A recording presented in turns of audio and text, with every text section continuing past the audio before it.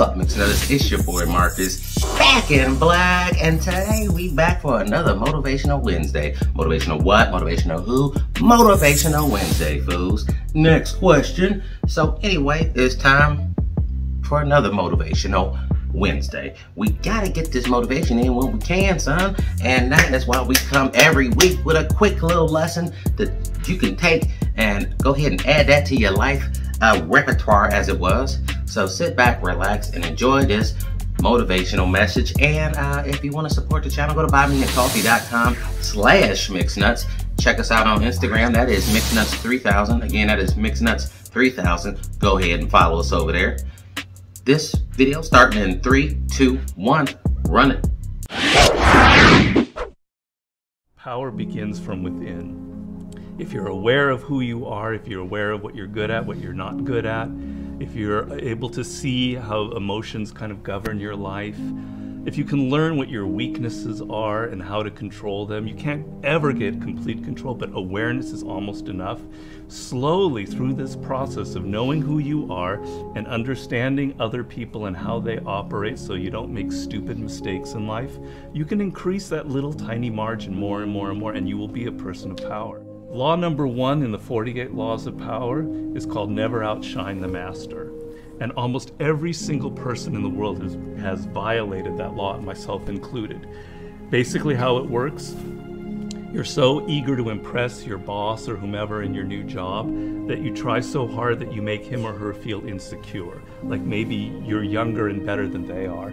And because of that, you're fired, or something bad happens to you, and you never know why. Do you think meditation is allowing you to make more interesting connections because of the quiet? Yes, I mean, I'm not going to go too deeply into this. It's a theory of creativity that's not my own, but that I use a lot in Mastery. And basically the idea is that ideas are generated in the unconscious. They're not generated consciously. Your conscious mind is very limited what you can hold in your memory. Right. But unconsciously, in your subconscious, when you're asleep, when you're dreaming, the mind is filled with thousands upon thousands of ideas and things that are there, that are lingering there. And connections are being made all of the time. And occasionally those connections float up to your conscious mind, and you have a brilliant idea about how to do something. 1 out of 10 people are like great manipulators. And there just takes one person and they can ruin your life. We were born with this natural talent. Every single person is born with this talent for getting inside the minds of other people. It's something that you're not even aware of. How do they need to conceive of that? To what end are they using that skill to make their own dreams come true? First thing is, you're not aware of this power that you have. You're walking around in life, I'm not critical because I'm the same, sort of sleepwalking. You're inside hearing your own thoughts day in, day out, like a continually, circling loop in your head. And you're not aware of the fact that if you stop that and you look at other people, a world opens up to you. So what's the first component of that world? Nonverbal communication. 95% of what really matters in communication between people is not through words. Words are used to deceive you, to disguise what people are really thinking. What are just a step or two that they can take down that path starting today? The first thing to understand is the most important, and that it is a skill. If you want to play the piano, you can't just sit down and suddenly play. You've got to practice it. You've got to practice it every day. And if you practice an hour a day, you're going to get better at it. Why are children able to learn and an adult can't? The reason is children don't think that they're superior. They don't think that they already understand the world. They're this small. They're weak. They're defenseless. They have to learn or they're going to die. They have to learn how to speak the language. They have to learn what's going on with their parents, or they're literally going to die. Do you have tricks that you use for ensuring that genius does not become a young man's game, that your books truly get better and better over time? Basically, every time I begin a book, I'm deathly afraid of failing. I feel like, oh, it's not going to sell as well as the last book. I'm losing it. I got to go back to square one. Each project, each thing that you do in life, you have to kind of create that feeling in the gut like, oh, I don't know if I'm going to be able to pull it off. I don't know if I can go 12 rounds with Floyd Mayweather this time. I don't know it. The secret really to success in life, I have to say, is retaining, I talk about this in Mastery, is retaining your childlike qualities. If you're completely a child, that's not going to work. Negative capability is rule number one for being a creative person. And if you don't follow anything else in Mastery, that would be enough. The ability to keep two ideas that contradict each other in your mind without feeling uncomfortable, without having to come to a conclusion. You can think about something without rushing to judgment and conclusion. You can be in the moment. You can say, well, it could be this, it could be that, it could be that. And you don't have to decide whether it's A, B, or C. You're open to adopting 3 or 4 different viewpoints. If you love music, don't quit your job and play guitar. Like, you're gonna have a hard time feeding your family. But you have advice for them. What is that advice? Yeah, but people say, you know, live your passion. So these are cliches, and nobody changes their life based on a cliche. You know, you've got to do hard work, and to do hard work, you have to have a roadmap. Somebody has to show you step to get there. Working for yourself, starting your own company, doing what you love should be everybody's goal. The process begins by first knowing what you really love. And believe me, I do a lot of consulting. A lot of people have no self-awareness. They don't even really know what it is that they were meant to do in life. They loved music when they were a kid, but then they got into law or whatever because of their parents, and then they don't know who they are anymore. Well, do I really like music? You got to go through that process first of figuring out what it is that really connects to you in a deep, visceral way, what you loved when you were a kid, what still excites you.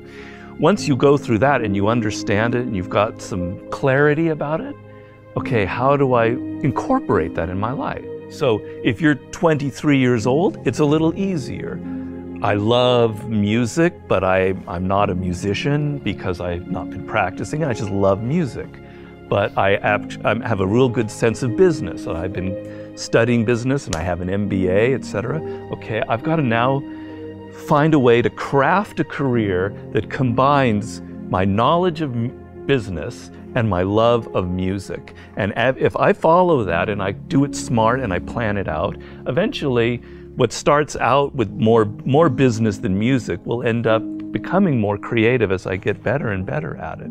How do you prepare somebody to survive that initial stage of boredom and pain? Well, pain is great. You've got to embrace pain. Pain is pleasure. You've got to make the connection between the physical and the mental.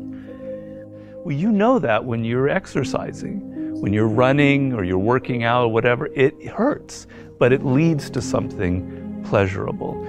You have to be able to translate that to mental things. And if you make that switch in your mind, it is mind-blowing what can happen to you. Who are the most messed up people in the world? Spoiled kids. Kids who are given everything, who have a rich father or mother and they don't have to work or try.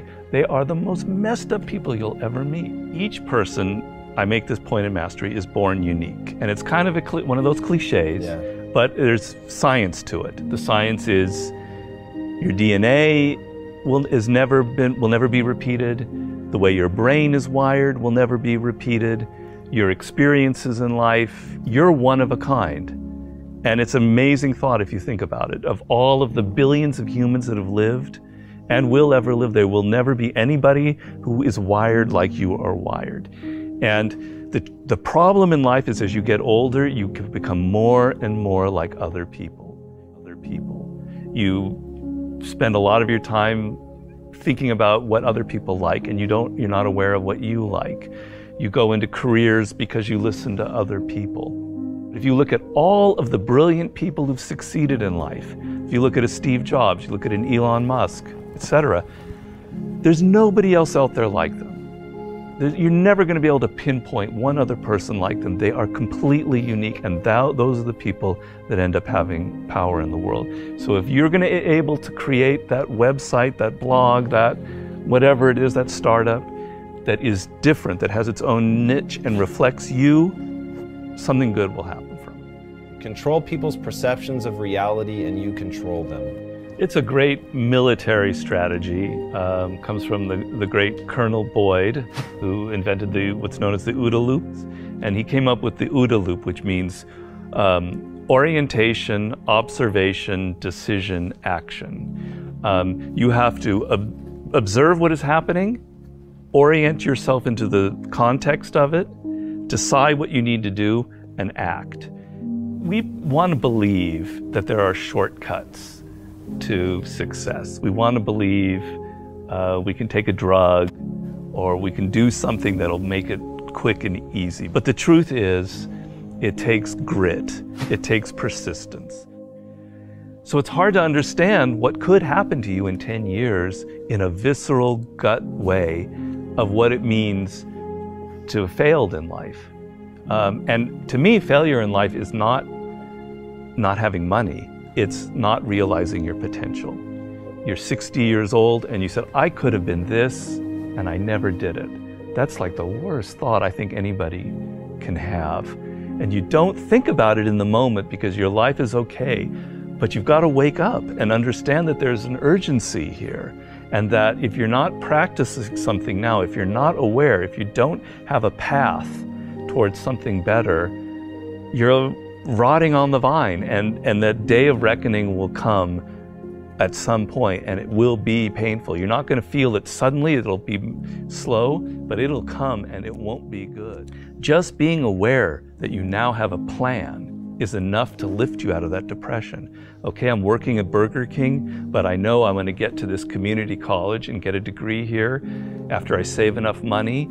Having a goal is will change you completely from being depressed or not taking care of yourself to being energized and moving in the right direction.